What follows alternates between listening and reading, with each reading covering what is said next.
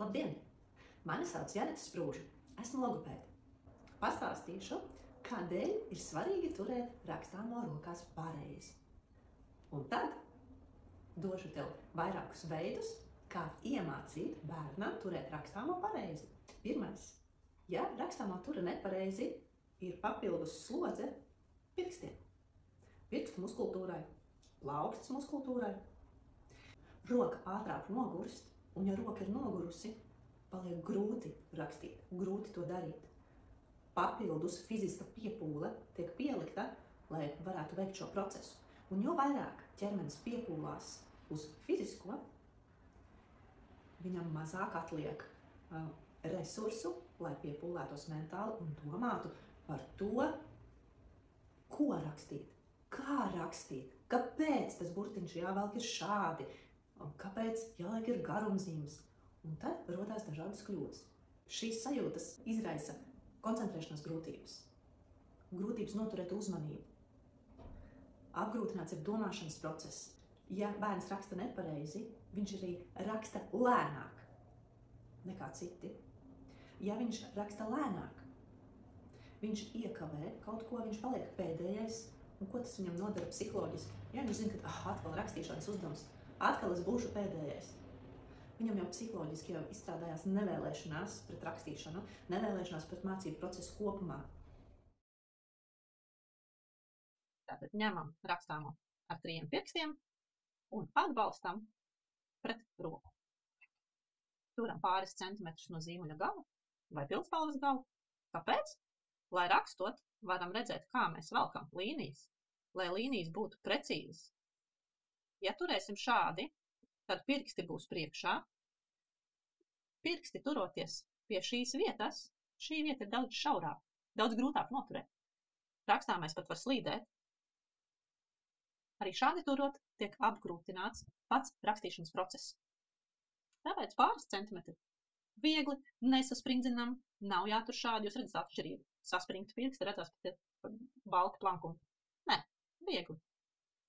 Jāraksta būtu viegli. Un strādā, redzat, šī te daļa, lai uzvilktu līniju, jo ja mēs velkam šādi, strādā visa roka, nekustās, šādi var uzvilkt precīzāk. Šādi ar visu roku ir daudz grūtāk. Viens no veidiem, kā atvieglot un iemācīt pareizi turēt rakstāmo. Var izmantot vai nu vates pikucīti, vai šādu te bumbiņu, vai cita veida bumbiņu, var sabursīt, saņurcīt salvetīti un turēt, ielikt viņu šeit.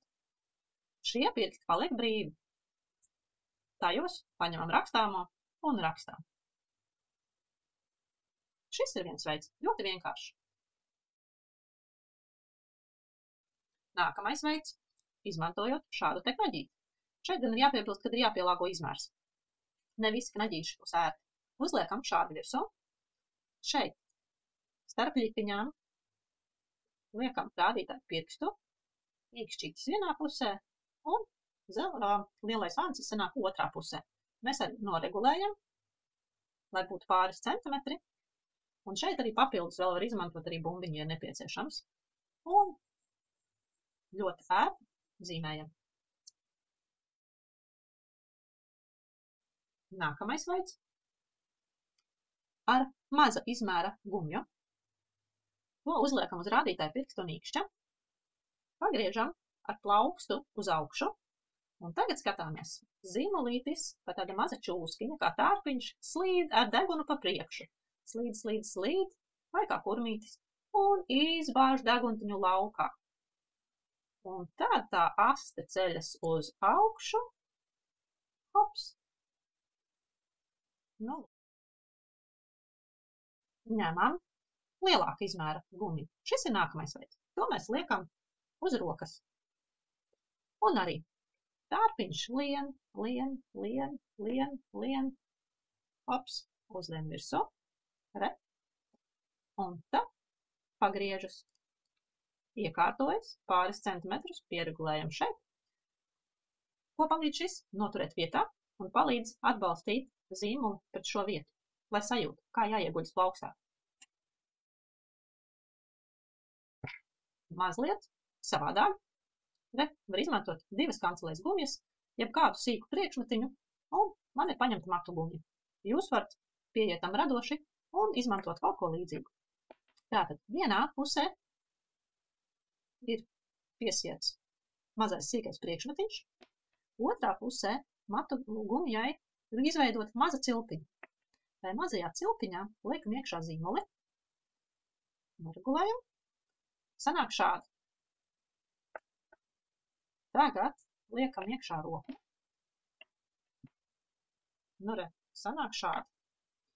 Šo te mazo priekšmetu pieturam ar 2 pirkstiem un pieregulējam. Šeit gan redzat, jābūt zīmolītim pietiekošā garumā. Jo lielāka roka, jo garāk zīmolīts, mazāk rociņa, tad zīmolīts arī var būt mazliet īsāks. Bet jāskatās, lai pietiek, jāskatās arī tas, lai būtu pietiekoši liela šī te matu gumija, lai netiek ievilkts tā, ka grūti ir izkustināt, lai viņa būtu ērta. Šī te vieta, viņa nevar būt nospriegot, viņai jābūt ērtai. Lūk. Jo šis ir veids, jo, ja mēs ņemam palīgā bumbiņu, knaģīti vai kādu no šīm gumijām, tās tomēr ir 2 lietas, kas var pazust. Šeit viss ir kopā. Un bērniem varbūt arī patīkami un interesanti, ja tiek piesiets kaut kas interesants klāt. Interesanti rokā turēt, bet galvenais, lai ir ērti noturēt. Un arī. Tad mēs rakstām un turam pareizi. Lūk, parādīju jums 5 veidus, kā palīdzēt bērnam iemācīties turēt pareizi rakstāmo.